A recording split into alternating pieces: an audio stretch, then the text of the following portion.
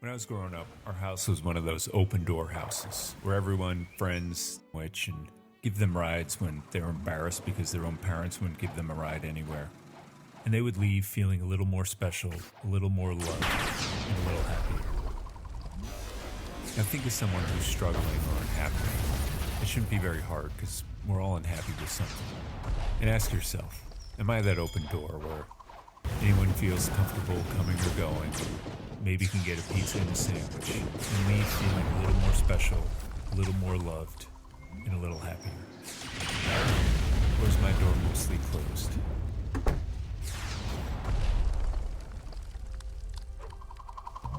He or she is a Christian who doesn't insult anyone. Now I know you're thinking, yeah, I don't go around insulting people. But take a mental note of how many times you insult, mock, criticize, judge, or just make fun of somebody throughout a day. And I'm not just talking about out loud. I'm talking about on the inside, in my mind and under my breath, where only myself and God hears. I hope you're not as shocked as I was. Now think of Jesus, mocked, criticized, humiliated, slandered. How did he respond? He returned no insult. And if he said anything, he answered gently. He or she is a Christian who serves God day and night. Who or what do I serve day and night? Who or what do I worship day and night? When I look back, what's the one thing I've traded my life for? I know some of you are thinking, well, yeah, but I gotta work and pay my bills and support myself and serve my family. Well, look at it this way. You serve who you love the most. And Jesus said, unless you love me more than these, you're not worthy of me. Now, whoa, I know that sounds kind of heavy. The King of the universe wants that first spot in my heart. And once we give it to him, everything else just seems to fall in order. And really unlocks the true way we're supposed to love and serve others. Now you may be thinking, well, what does that mean to serve God? Does that mean I gotta work at some church the rest of my life? It means we become the person on this list. And we do that through our work, and through our families, and through our lives.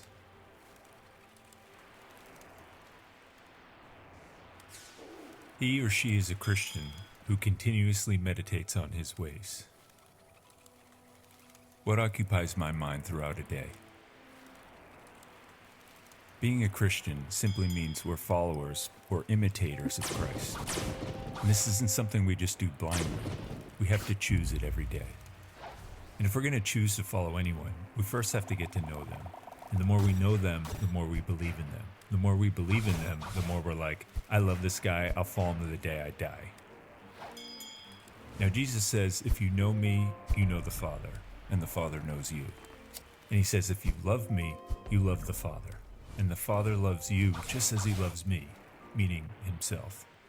Now, just let that sink in a little bit. God the Father loves me just as he loves his Son. I mean, the more we can grasp that, I'm telling you, this is what changes our lives. But in order to really know him, we have to get to know him through the scriptures. And in order to really love him, Jesus says, if you love me, keep my commands, my word, my ways. So he or she is a Christian who continuously meditates on his ways.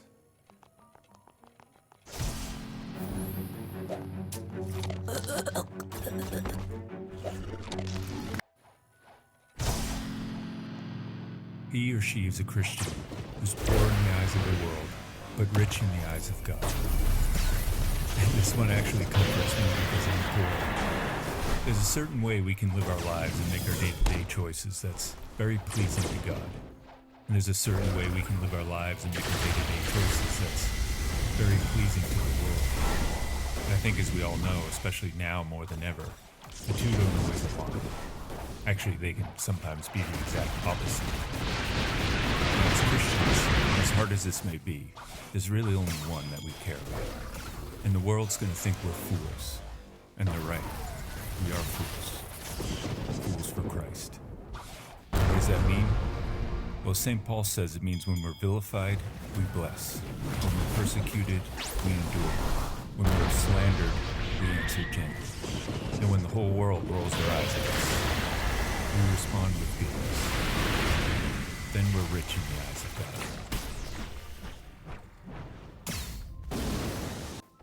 He or she is a Christian whose soul is simple and upright. If I were to look into my soul right now, what would I see? Is it simple, upright? Or is it a dark, tangled mess of pain and confusion that's barely alive? Our soul is what gives life to the body, the mind. So if our soul's off, we're going to feel it, usually in the form of that deep emptiness or restlessness. But if our soul's all good, we're going to feel that too, always in the form of. Now, if you look inside a simple soul, you only find three things: goodness, love, and truth. And an upright soul stands up for three things: goodness, love, and truth. And goodness, love, and truth is simply what we call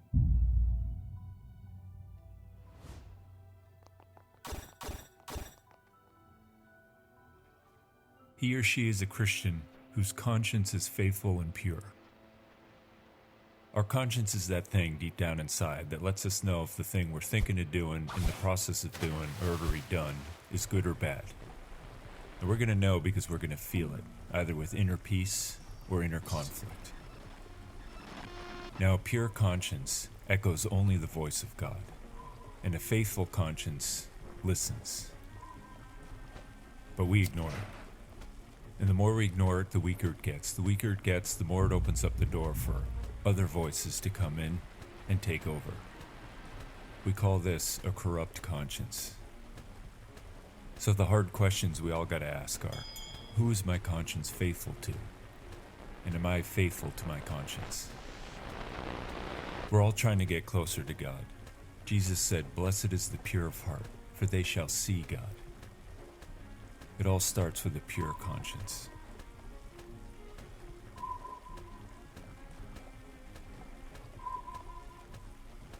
He or she is a Christian whose spirit rests in God and places all its hopes in Christ. This is my go-to throughout the day. Ask yourself, in times of total desolation, where do I turn? We're all tired, we're all struggling, and we all need some hope on something. Try this. Just take that thing, whatever it is that's giving us anxiety, stress, that we need hope on, and just hold it in your heart. Now just release it. Let it go. Hand it over to him. And just watch it, slowly disappearing into his heart. And say only, "I know you can do all things, but let your will, not my will, be done." And then say nothing else. That's it. And just rest with him. We waste so much time and energy with our overthinking. This takes tremendous amounts of trust, but it is the way to peace.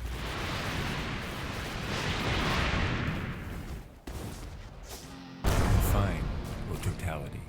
He or she is a Christian who prefers the treasures of heaven to those of earth, and turns his back on the world in order to unite himself totally to God. If you had the choice right now between all the treasure the world has to offer and all the treasure God has to offer, which would you choose? Then ask yourself, which one of these do I think would bring me more peace? And which one more anxiety? Which one of these do I think leads to freedom? And which one to slavery? And which one of these do I strive for with all my being? And which one do I think I can rely on? Now here's the thing, we can only choose one, because as Jesus said, where your treasure is, so will your heart. And it can't be in two places at once. Everything God has, he wants to give to us. But it's not until we abandon and totally empty ourselves to the one that we can be filled up with the other. Now I know some of us are thinking, yeah, but I really want and need that other stuff. He knows. To me, this is the most fundamental question of our faith, our lives.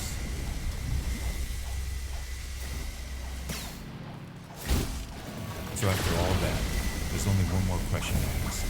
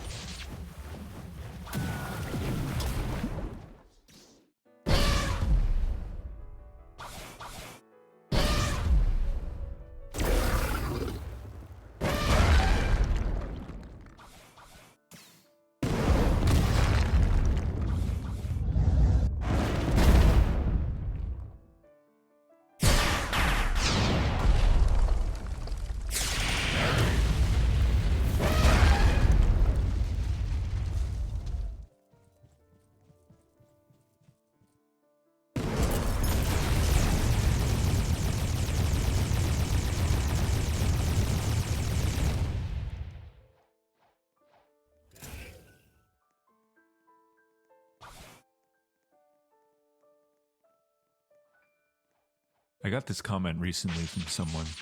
I'm guessing he was in his 20s, and he said, "Why would God allow my 6-year-old sister to die of horrible cancer?" And he said, "And don't tell me God's just going to make the best of it." He was being honest, and he was devastated and angry, but I could tell he still wanted to believe. And it was causing conflict. Not an easy one to respond to, and probably one of the hardest questions our faith is ever going to face. I think all of us are going to get to the point someday when we're just going to look around and see all the war and disease and poverty and suffering and evil. And we're just going to say, "Where are you, God? How could you let these things happen?" Or maybe, "How could you let this thing happen to me?" And we're told over and over how this is some God of love who loves us like we're his children, and he's all good and all powerful and can do all things. And we'll just wonder, then why doesn't he do anything about it? Why doesn't he intervene? I wouldn't let these things happen to my children if I had the power to stop it. And we're left with this idea that if there is a God, and that's a very big if, he's either some cruel and sadistic God looking down on us like that mean child looks down on the worms roasting on the sidewalk, or else he's a weak God, powerless, impotent, unable to do anything about it even if he chose. Or, probably the worst one of all, we think he's just a cold and heartless God who really doesn't care about you or me or anyone else. And for some of us, we'd just lock this up and bury it down and keep jumping through our religious hoops, even though deep beneath the surface, it really bothers us. And for others, it makes us angry, rebellious, even hateful. We'll turn our backs and walk away saying, "I don't want anything to do with this God anyway." Either way, faith is lost. The truth is, there really is no good answer to what we call the problem of evil. Simply because there is no answer, it's an unanswerable question. Sure, I could illustrate out in very clever ways what all the greatest minds have said about it, but they knew they were treading into deep waters, far beyond our comprehension. And you and I know that all the clever arguments in the world aren't really going to cut it for that family who just buried their 6-year-old. or the woman brutalized, or the millions starving to death every day. Even C.S. Lewis himself, who crafted some of the most convincing arguments on the problem of evil when faced with the loss of the love of his life, wrote, "It all seems like some kind of vile practical joke. And when the need is desperate, we go to God and find the door slammed in our face, and the sound of bolting and double bolts from the inside. And then silence." I'm sure that probably connects somewhere with all of us. But for me, the only satisfactory answer I've ever heard on this question comes from God himself. When asked by some poor soul in the Bible who was really suffering. His name was Job. I'm sure you've heard of him. And there was no other like him on the face of the earth. Faultless, upright, innocent. And those are God's words, not mine. And he had everything. A loving family, more wealth and prosperity than any other man in the East, and the love and esteem of all his people. And then one day, he lost everything. His family, his children, his loved ones, dead. His herdsmen, his wealth, his livelihood, destroyed. And he himself was struck with a disease so disgusting that his friends could not even raise their eyes to him, because they couldn't even recognize him. And he would just lay there, in the ashes, scraping himself with the broken shards of his life, wondering, why God? My sighs have become my food, he said. My tears pour like small streams. I'm filled with restlessness until the dawn. My flesh is clothed with worms and scabs. My skin cracks and festers. My days come to an end with no hope. I shall never see happiness again. And sure, his friends came by with all the clever arguments in the world, but they didn't satisfy him. And that conflict and rebellion grew inside him until finally he lashed out at God and said, "How could you let this happen to me? I'm innocent. I did nothing wrong. I did everything right. Explain yourself to me."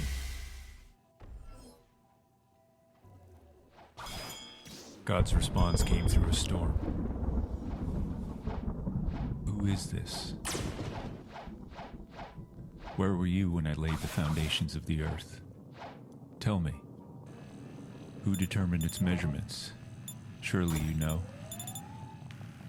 Have you commanded the morning since the days began? Have the gates of death been revealed to you? Do you have the wisdom to command the entire universe and the power to operate it? Who is this who questions without knowledge?"